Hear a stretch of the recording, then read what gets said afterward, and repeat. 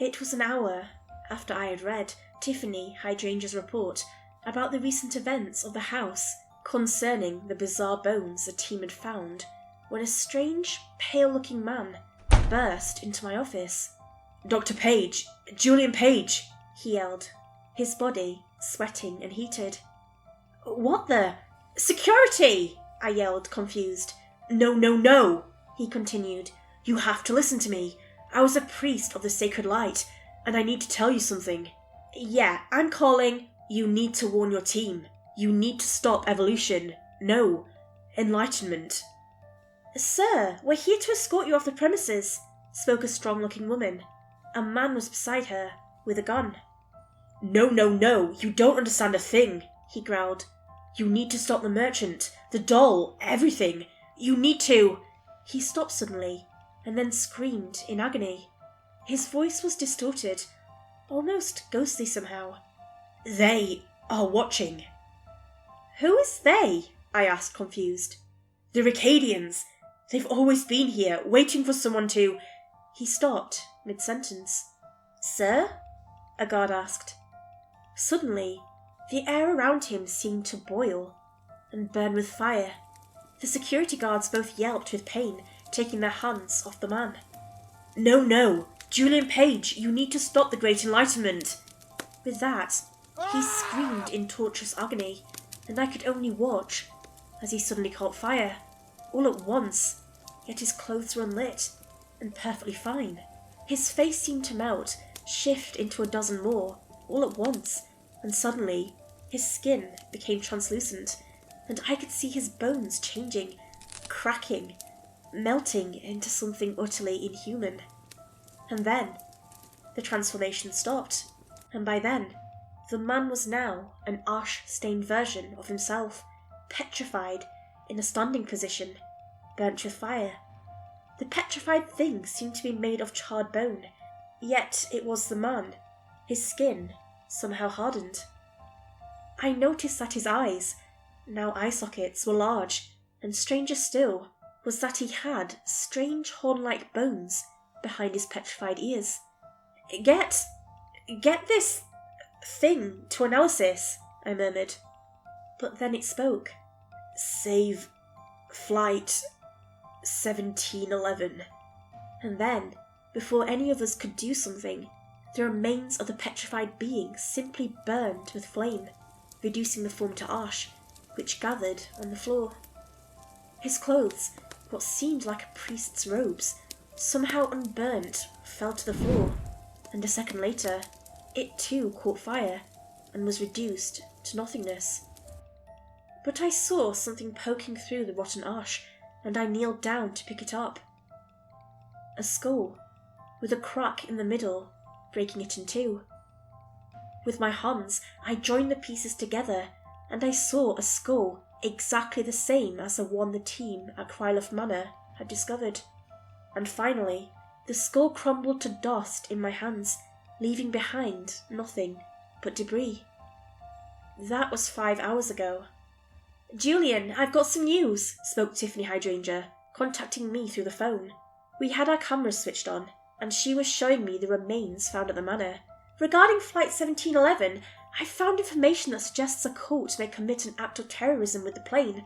It took a while, but connecting the dots with the information, we have— Yeah, science this, science that. Can we get to the point, please?" I commented. "My bad, sir. Forgot you aren't the science person," Tiffany apologised. This was a bit of a joke between us. "What I'm saying is that I found a cult led by one calling himself the Dark Salesman, no doubt our Merchant of the Night fellow. Anyway, for around a year or two he's claimed to have the ability to ascend people to a higher state of being. He's claimed that in the future, humans will simply evolve to simply exist as energy on a higher state of being. This, of course, makes sense when you consider there may be creations capable of perceiving more than the standard 4 dimensions. Again, unimportant. Right, moving on. I found evidence this— You're not going to believe it, but it may be true," she explained. "I think the remains we found are the remains of a being ascending to a higher form of life and— failing. According to what little evidence I managed to extract from the bones, I am sure this was once human. The bones were forcefully melded by something explainable and then twisted into this form. And the remains, you think it's Marie Childress? Indeed, I strongly believe someone, likely this dark salesman fellow, used her to try to ascend her into a higher being, but failed. So she died then? No, I don't think so. According to bits and pieces of the legends historians think may have no roots in reality, it is said the merchant cursed the door with a bell in its heart to curse the wearer, and that whomever could hear the bell would be transformed into a horror. Connecting it with the house, at some point, Marie Childress was ascended, but not fully, or else there wouldn't be any remains. This other legend says that the child lived as this monster, and was eventually captured, and was burned at the stake, when a priest claiming to be of the sacred light appeared and said a prayer, and then the monster child lost its form, and they saw an inexplicable light rise up into the heavens. So you're saying this might all be real? I questioned. Well, we have the evidence, and that sacred light guy. At first I thought sacred light meant God, or something, now. Okay, how does it tie into Flight 1711? I highly suspect that this sacred light cult thing is using the bells to somehow find out who is capable of being ascended, or at least, they can try, Tiffany informed. And pretty much everyone on that flight has made a post about hearing strange ringing. Oh dear, I murmured. That is not good at all. I highly suggest that. I then noticed that Tiffany had vanished. She was there a second ago, and then she was gone.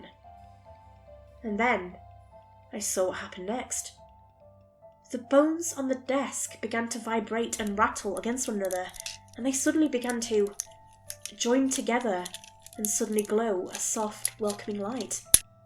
And then I heard a voice, and I saw someone emerge in the distance through the camera. It was a man I'd never seen before, and he wore a beige trench coat and had the strangest triangular glasses, a wide, spooky grin on his face as he approached the camera. Leviathan Kane at your service, he introduced, his strange grin growing wider and toothier.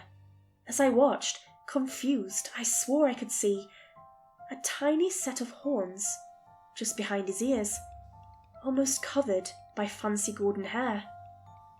Who are you, and what have you done with Tiffany? I demanded. Who? He asked, confused. Listen, I don't know who Tiffany is, but I do see an unconscious body on the floor. He lifted Tiffany from the ground, and I saw that she was unconscious.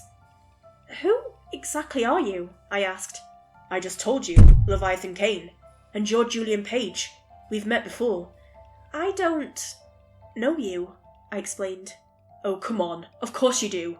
I'm Kane, Leviathan Kane, you know, that guy that said, if we are made in the image of God, doesn't that mean we have the potential to become gods ourselves? What does that mean? Unimportant, Leviathan laughed. I noticed that behind him, the light coming from the bones engulfed the remains, and then they vanished into nothingness.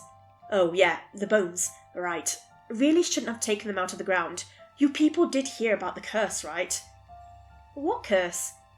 Right, there's no curse. Anyway, those bones were sacred, and I've got to go, and if my memory serves, you have a silly evolution problem to deal with.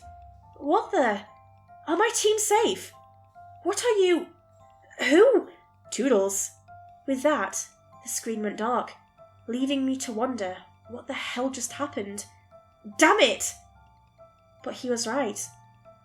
I did have an evolution problem to deal with.